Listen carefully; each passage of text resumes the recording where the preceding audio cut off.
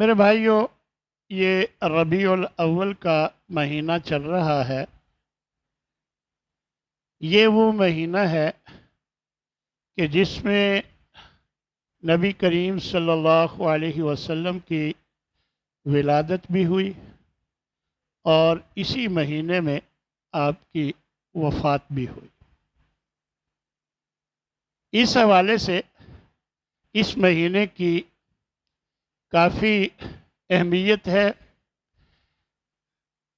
ہمارے ہاں اس مہینے میں بہت سی بدعات کا ارتکاب کیا جاتا ہے، اس کا ذکر انشاءاللہ اگلے ہفتے اگلے جمعے میں۔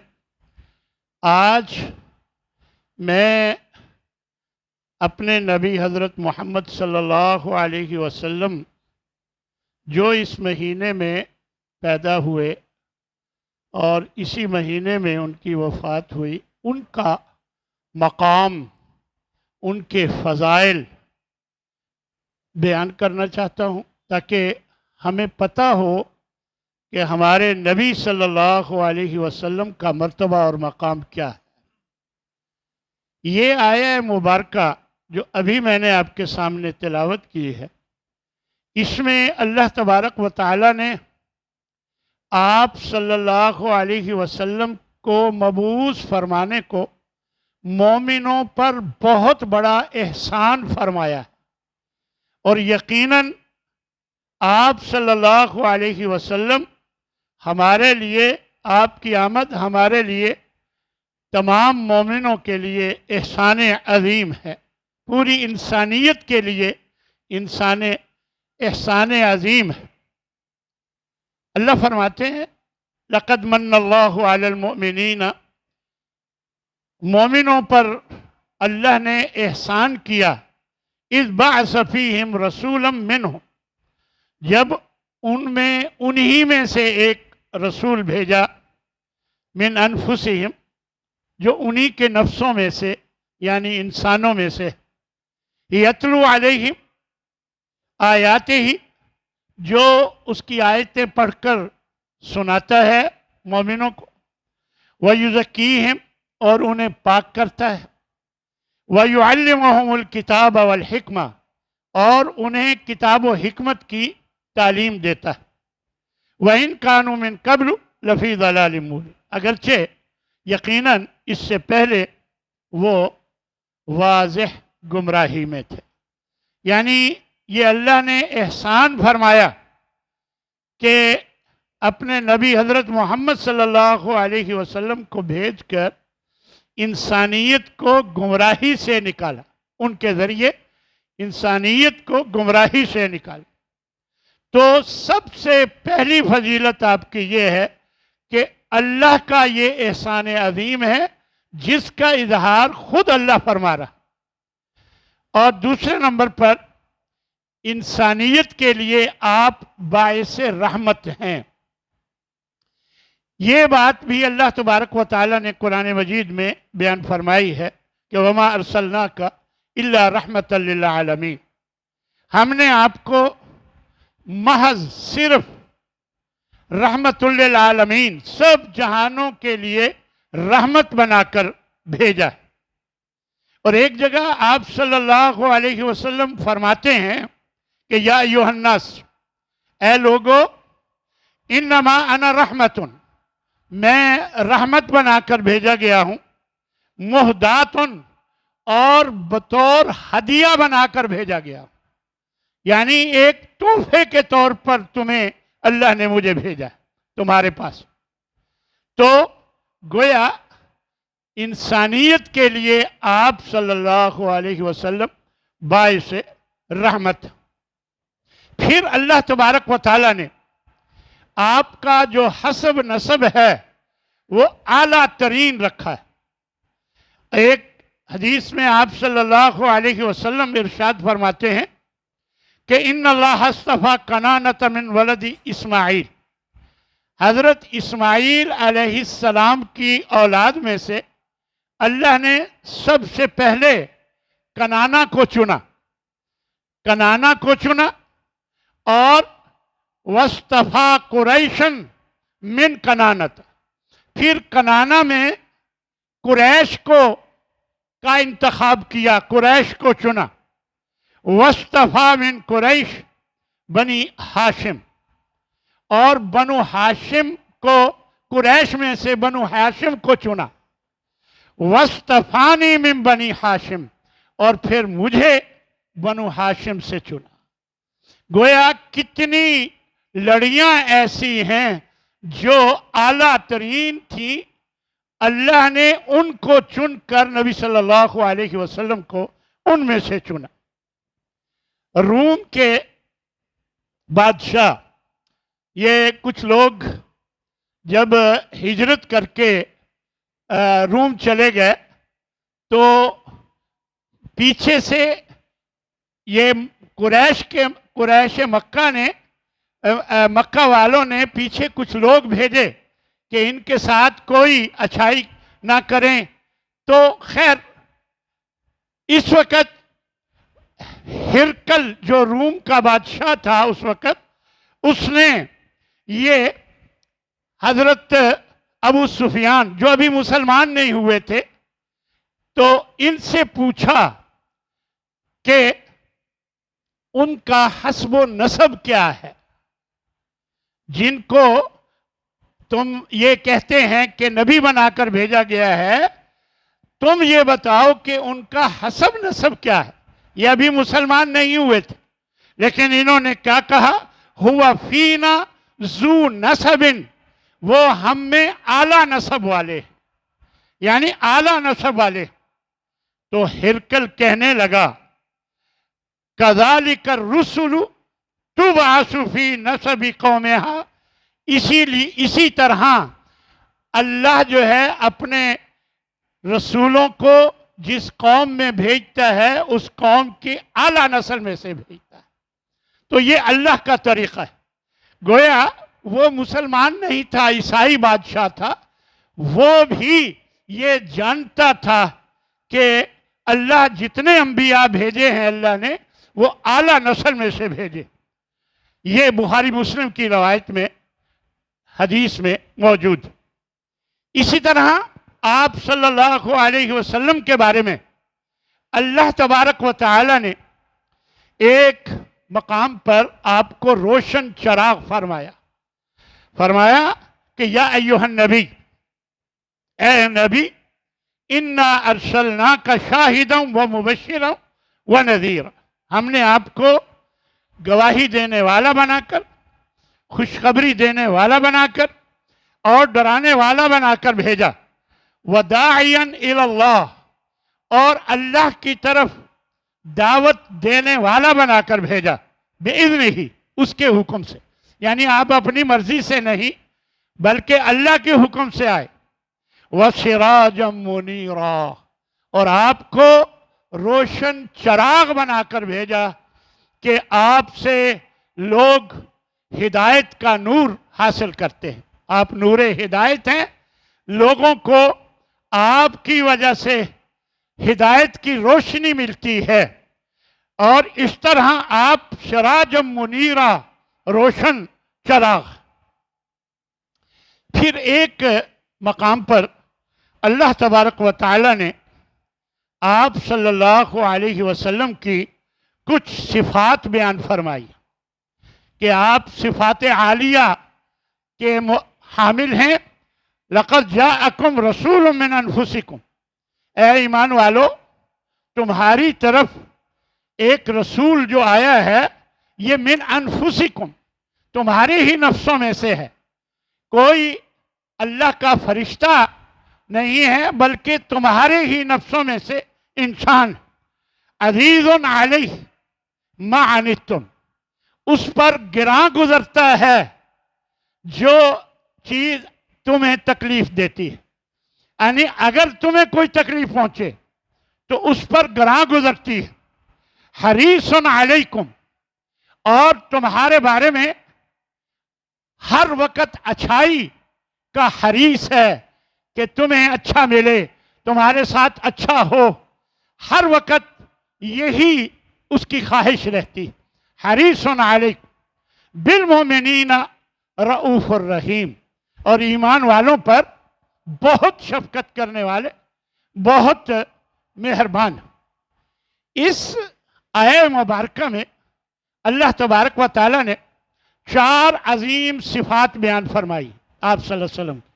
سب سے پہلے نمبر پر کہ آپ جن سے بشر سے ہیں، یہ اللہ نے خود فرما دیا من انفسکم، یعنی جن سے بشر سے ہیں۔ اور دوسری جگہ اللہ تبارک و تعالیٰ نے اس کی وضاحت بھی فرما دی، کل اے نبی یہ آپ کے بارے میں مختلف باتیں کرتے ہیں، ان کو بتا دو، قل کہہ دو، سبحان ربی پاک ہے میرا رب، حل کنت الا بشر الرسولا میں تو صرف ایک انسان ہوں اور اللہ کا رسول ہوں، میں ایک انسان ہوں اور اللہ کا رسول۔ اور یہ بالکل واضح طور پر اللہ نے بتا دیا کہ آپ صلی اللہ علیہ وسلم بشر ہیں، یعنی جن سے انسانی میں سے، جن سے بشر میں سے۔ دوسری صفت جو یہاں بیان ہوئی کہ تمہاری ہر تکلیف، تمہاری ہر مشقت اس پر گراں گزرتی ہے، یعنی اسے برداشت نہیں ہوتا کہ تمہیں کوئی تکلیف پہنچے، اس پر گراں گزرتی ہے۔ معراج کے موقع پر 50 نمازیں فرض ہوئیں تو آپ صلی اللہ علیہ وسلم نے ان کو 5 کروایا کہ میری امت کے لیے بہتر ہو جائے۔ ٹھیک ہے حضرت موسیٰ علیہ السلام کے مشورے سے ہوا، لیکن یہ کہ آپ چاہتے تھے کہ میری امت کے لیے سہولت رہے۔ اسی طرح نماز تراویح صرف 3 دن پڑھائی اور جماعت کے ساتھ، اور پھر چھوڑ دی۔ جب آپ سے پوچھا گیا تو آپ نے فرمایا کہ مجھے پتہ ہے کہ تم چوتھے دن بھی آئے ہوئے تھے، لیکن اس ڈر سے کہ کہیں یہ تم پر فرض نہ ہو جائے اور تمہیں ادا کرنے میں مشکل ہو، اس لیے میں چوتھے دن نہیں نکلا جماعت کرانے کے لیے۔ یعنی گویا اپنی امت کے لیے شفقت کرنے والے اور ہر مشقت سے امت کو بچانے والے۔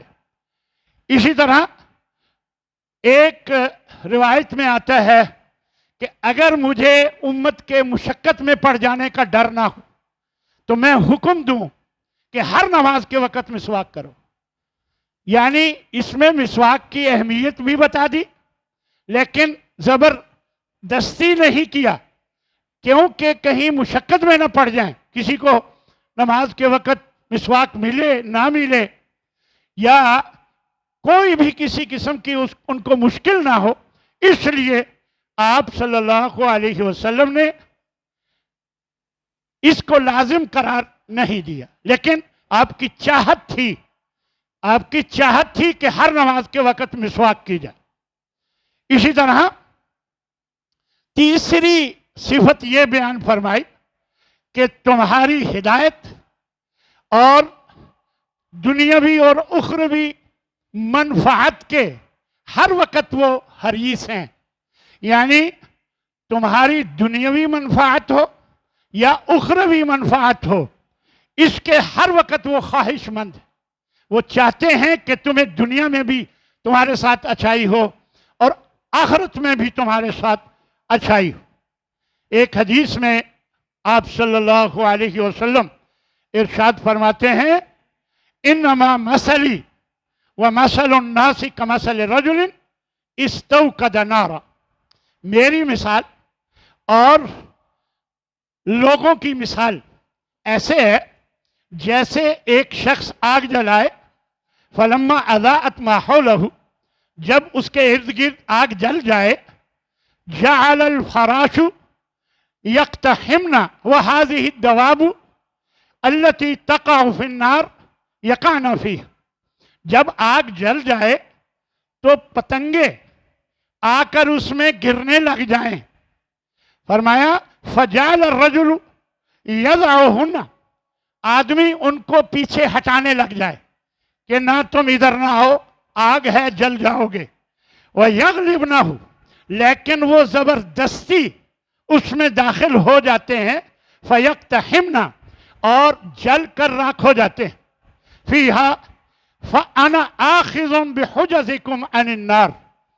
تو میں یہ مثال بیان کر کے پھر آگے فرماتے ہیں میں بھی تمہاری کمر سے پکڑ کر تمہیں آگ سے ہٹانے کی کوشش کرتا ہوں، تمہاری کمروں سے پکڑ کر تمہیں آگ سے پیچھے ہٹاتا ہوں، وَأَنْتُمْ تَقْتَحِمُونَ فِيهَا، اور تم زبردستی چھڑا کر اس میں گرا چاہتے ہو. تو یہ نبی صلی اللہ علیہ وسلم کے بارے میں آپ صلی اللہ علیہ وسلم نے خود اپنے بارے میں یہ مثال کے ذریعے سمجھایا کہ مجھے تمہاری ہر تکلیف وہ بہت محسوس ہوتی ہے، اور تمہارا ہر فائدہ میں اس کا خواہش مند رہتا ہوں.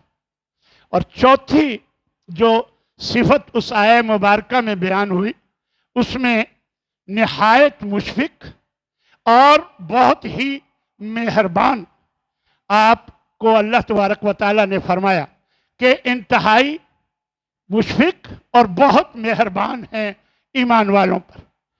ایک حدیث میں حضرت انس رضی اللہ تعالیٰ عنہ سے روایت ہے، آپ فرماتے ہیں انی لاقوم فی الصلاۃ، کئی دفعہ میں نماز میں کھڑا ہوتا ہوں، وانا ارید ان اطیلا، میں چاہتا ہوں کہ میں قرات کو لمبا کروں، قرات کو لمبا کروں، لیکن کیا ہوتا ہے فاسمع بکاء الصبی، میں کسی بچے کے رونے کی آواز سنتا ہوں، فاتجوز فی صلاتی، میں اپنی نماز کو مختصر کر دیتا ہوں، یعنی نماز سے مراد قراءت کو مختصر کر دیتا ہوں، مما اعلم من وجد امہ علیہ من بقائہ، اس لیے کہ مجھے اندازہ ہے کہ اس بچے کے رونے کی وجہ سے اس کی ماں کو کتنی تکلیف ہے، اس لیے میں اپنی قراءت کو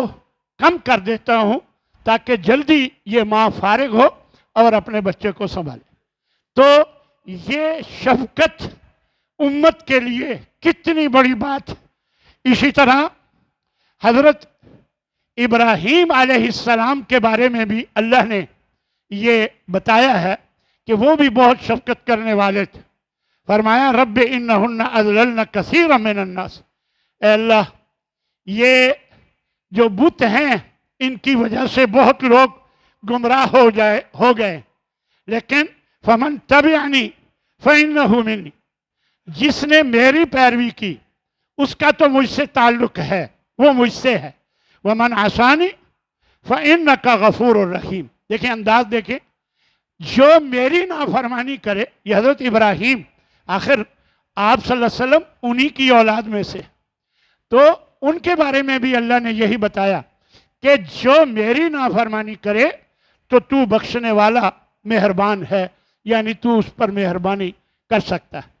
تو اسی طرح عیسیٰ علیہ السلام کے بارے میں بھی ذکر کیا اللہ تبارک و تعالیٰ نے کہ ان تعذبہم فإنہم عباد، کہ اے اللہ اگر تو ان کو عذاب دے تو تیرے بندے ہیں، تو عذاب دے سکتا ہے ان کی غلطیوں پر، لیکن وَإِن تَغْفِرْ لَهُمْ فَإِنَّكَ أَنْتَ الْعَزِيزُ الْحَكِيمُ، اگر تو انہیں معاف کر دے تو تو غالب اور حکمت والا ہے.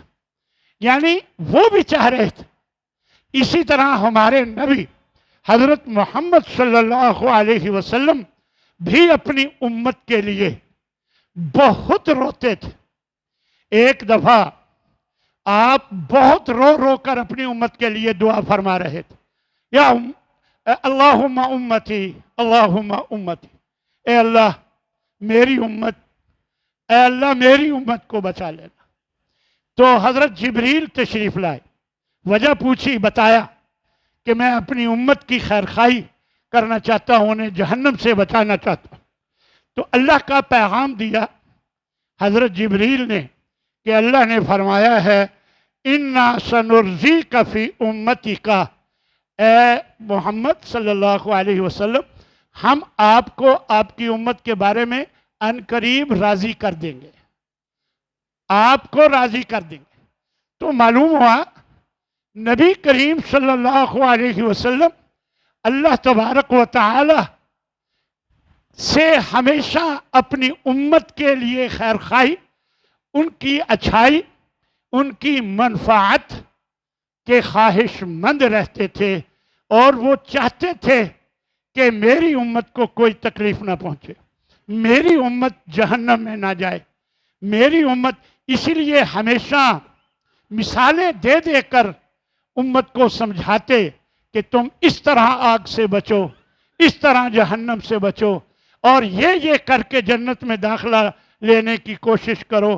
یعنی پورا ایک لسٹ ہے جس میں نبی صلی اللہ علیہ وسلم نے جہنم سے بچاؤ کے طریقے بتائے اور جنت میں داخلے کے طریقے بتائے.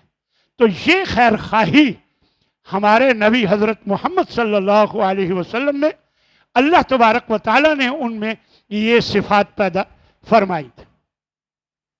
پھر تورات اور انجیل میں دیکھیں آپ کی کتنی بڑی فضیلت ہے کہ آپ کے اس دنیا میں آنے سے پہلے ہی اللہ تبارک و تعالیٰ نے تورات میں بھی اور انجیل میں بھی آپ کی صفات کا تذکرہ فرمایا کہ ایک نبی آئے گا، ایسے ایسے ہوگا. یعنی آپ کی صفات کا تذکرہ تورات اور انجیل میں فرمایا. اللہ تبارک و تعالیٰ ارشاد فرماتے ہیں الذین یتبعون النبی الامی الذی یجدونہ مکتوبا عندہم، کہ وہ لوگ جو اس نبی امی کی پیروی کرتے ہیں، کی اتباع کرتے ہیں. الذی یجدونہ مکتوبا عندہم، وہ نبی جو لکھا ہوا ہے ان کے پاس فی التورات والانجیل، یعنی تورات اور انجیل میں ان کا ذکر کر دیا گیا ہے. یأمرہم بالمعروف، وہ انہیں نیکی کا حکم دیتا ہے. وینہاہم عن المنکر، انہیں برائی سے روکتا ہے. ویحل لہم الطیبات، پاکیزہ چیزیں ان کے لیے حلال کرتا ہے. ویحرم علیہم الخبائث، اور خبیث چیزیں ان کے لیے حرام کرتا ہے. وَيَضَعُ عَنْهُمْ إِصْرَهُمْ، ان کے بوجھ کو دور کرتا ہے، ہٹاتا ہے. وَالْأَغْلَالِ، اور جو توق ان پر چڑھے ہوئے ہیں ان کو دور کرتا ہے. الَّتِي كَانَتْ عَلَيْهِمْ، جو ان پر چڑھے ہوئے ہیں توق اور بوجھ، وہ انہیں دور کرتا ہے. فَالَّذِينَ آمَنُوا بِهِ، جو لوگ بھی اس پر ایمان لائے. وَعَذَّرُوهُ، اور ان کی حمایت کی. وَنَصَرُوهُ، اور ان کی مدد کی جن لوگوں نے بھی. وَاتَّبَعُوا النُّورَ الَّذِي أُنزِلَ مَعَهُ، اور انہوں نے پیروی کی اس نور کی جو اس کے ساتھ قرآن مجید کی شکل میں اتارا گیا ہے. اولئک هم المفلحون، وہی لوگ ہی کامیاب ہیں. جب بھی ہوم کے بعد ال آتا ہے تو اس کے اندر ہی کا مفہوم شامل ہو جاتا ہے. اصحاب الجنت هم الفائزون، جنت والے ہی کامیاب و کامران. اولئک هم المفلحون، وہی لوگ ہی کامیاب و کامران فلاح پانے والے. تو گویا اللہ تبارک و تعالیٰ نے اس آیہ مبارکہ میں ذکر کیا ہے کہ یہ نبی، اس نبی کا ذکر تورات میں بھی پہلے ہو چکا اور انجیل میں بھی اس کا ذکر گزر چکا ہے کہ وہ ایسا ایسا نبی آئے گا. 7ویں نمبر پر آپ صلی اللہ علیہ وسلم دعائے ابراہیم ہیں. حضرت ابراہیم علیہ السلام کی دعا کے نتیجے میں آپ کو مبعوث فرمایا گیا. آپ دعائے ابراہیم ہیں اور بشارت عیسیٰ ہیں. حضرت عیسیٰ علیہ السلام نے اپنے نبوت کے دور میں آپ صلی اللہ علیہ وسلم کی بشارت فرما دی تھی۔ تو نبی کریم صلی اللہ علیہ وسلم خود فرماتے ہیں انا دعوت ابراہیم، میں ابراہیم علیہ السلام کی دعا کے نتیجے میں بھیجا گیا۔ وَأَنَا آخِرُ مَنْ بَشَّرَ بِی عیسی ابن مریم، اور میں جس کی بشارت عیسیٰ بن مریم نے دی تھی وہ میں آخری نبی ہوں۔ یہ صحیح الجامع شیخ البانی کی، اس میں اس روایت میں آپ صلی اللہ علیہ وسلم نے بیان فرمایا۔ دیکھیں حضرت ابراہیم اور حضرت اسماعیل علیہ السلام جب خانہ کعبہ کی تعمیر کر چکے، اس کے بعد انہوں نے دعا فرمائی تھی، حضرت ابراہیم نے اور حضرت اسماعیل نے آمین کہی، ربنا، اے ہمارے رب، وابعث فیہم رسولا منہم، کہ اے اللہ انہی میں سے ایک رسول بھیج، انہی میں سے ایک رسول بھیج، یعنی یہ دعا فرمائی، یتلو علیہم آیاتک، جو تیری آیتوں کی تلاوت کر کے لوگوں کو سنائے، وَيُعَلِّمُهُمُ الْكِتَابَ وَالْحِکْمَةَ، اور انہیں کتاب و حکمت کی تعلیم دے، وَيُزَكِّيهِمْ، اور انہیں پاک کرے شرک سے، بدعات سے اور دوسرے گناہوں سے جس میں وہ پڑے ہوئے ہیں، ان سے انہیں پاک کرے، اِنَّكَ أَنْتَ الْعَزِيزُ الْحَكِيمُ، بے شک تو غالب اور حکمت والا ہے۔ یعنی اس میں اللہ تبارک و تعالی نے یہ ذکر فرمایا کہ حضرت ابراہیم علیہ السلام نے ہم سے یہ دعا کی تھی کہ ربنا وابعث فیہم رسولا منہم۔ تو یہ آپ صلی اللہ علیہ وسلم کا مبعوث ہونا یہ حضرت ابراہیم علیہ السلام کے دعا کے نتیجے میں ہو۔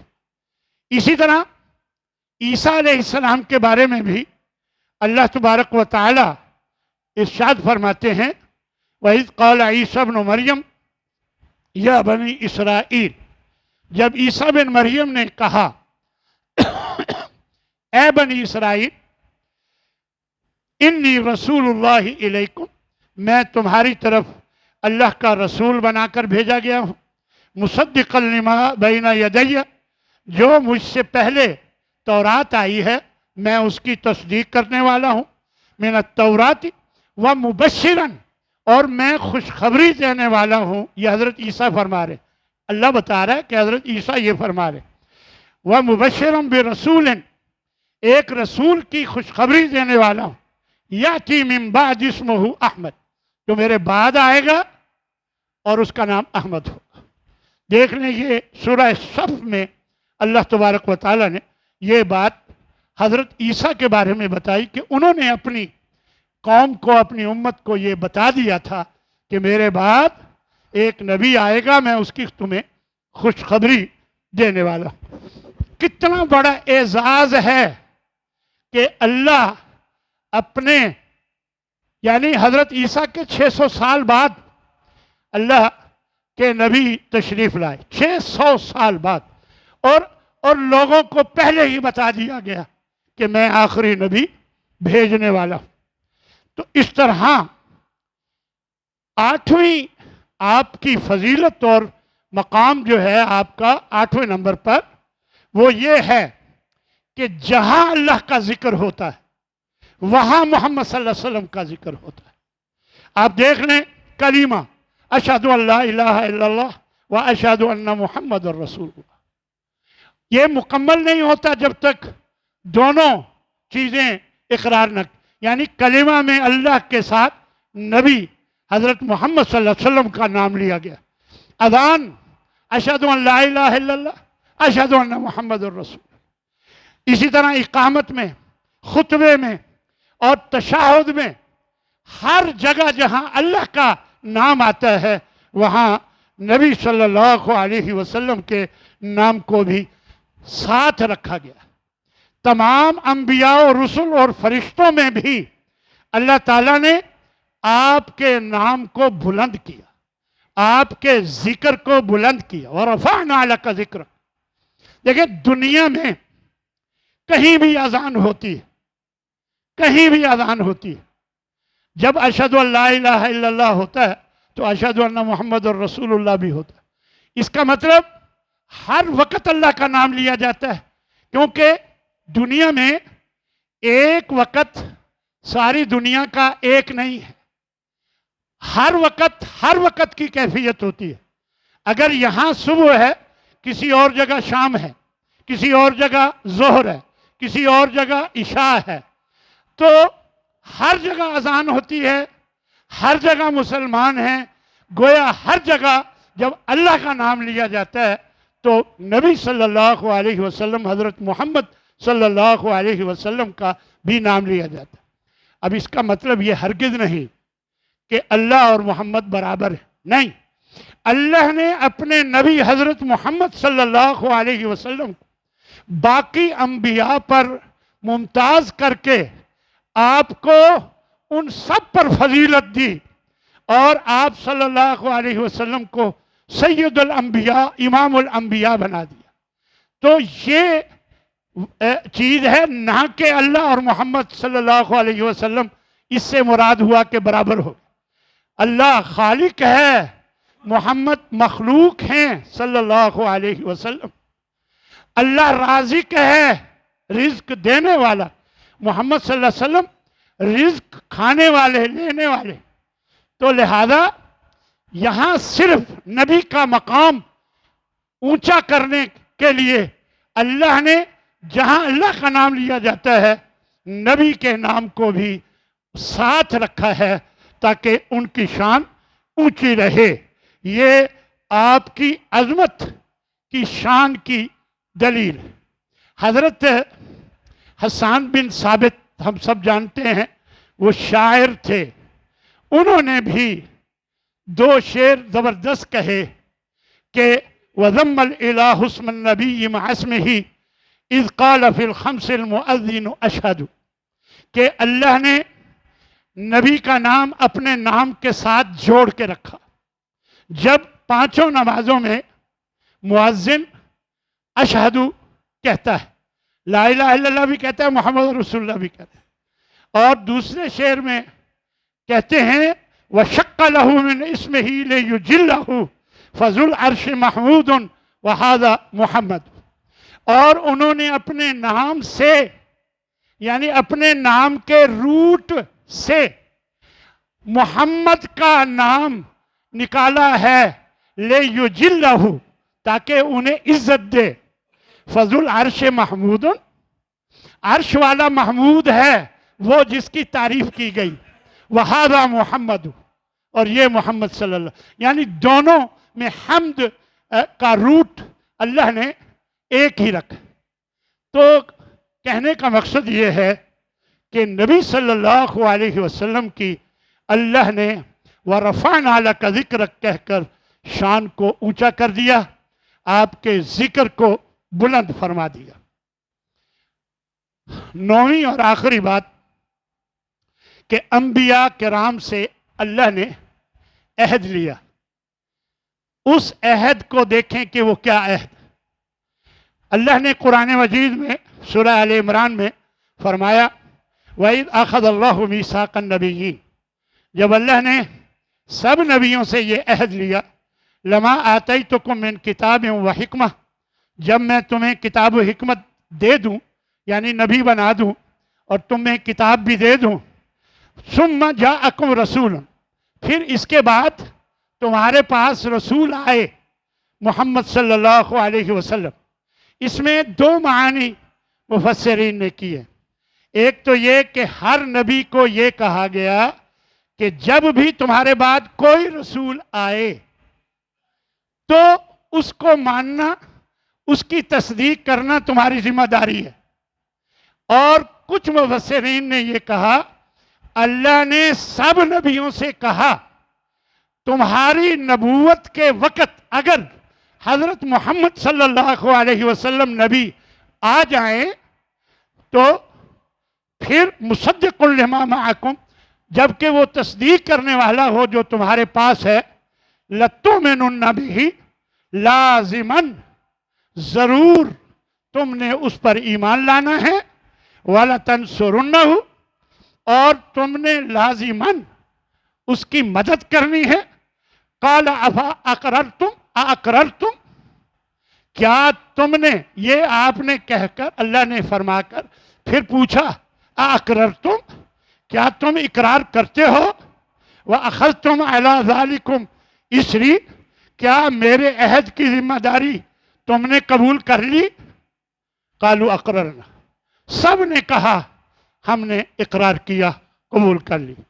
قال، تو اللہ نے فرمایا فاشہدوا، تو تم گواہ ہو جاؤ، وَأَنَا مَعَكُمْ مِنَ الشَّاهِدِينَ، اور میں بھی تمہارے ساتھ گواہوں میں سے ہوں۔ فَمَن تَوَلَّى بَعْدَ ذَلِكَ، جو میرے اس نبی کے آنے کے بعد بھی منہ پھیر لے ان سے، فَأُولَئِكَ هُمُ الْفَاسِقُونَ، تو وہ فاسق و فاجر لوگ ہیں۔ اللہ اپنے نبیوں سے عہد لے رہا ہے کہ تم نے ان پر ایمان لانا ہے، تم نے ان کی مدد کرنی ہے، تم نے ان کی حمایت کرنی ہے۔ تو ہماری تو ذمہ داری ہے ہی ہے۔ اس لیے میرے بھائیوں، ہمارے نبی بہت اونچی شان والے ہیں، ہمیں بناوٹی طریقوں سے آپ صلی اللہ علیہ وسلم کی شان اونچی کرنے کی کوئی ضرورت نہیں۔ اللہ نے ان کی شان بہت اونچی رکھی ہے۔ ہم جھوٹ بول کر، غلط کر کے، غلط باتیں کر کے اور اوٹ بٹانگ بدعات کا ارتکاب کر کے صرف آپ کی شان کو اونچا کرنے کے لیے ایسا کریں تو یہ گمراہی ہے، یہ غلط ہے۔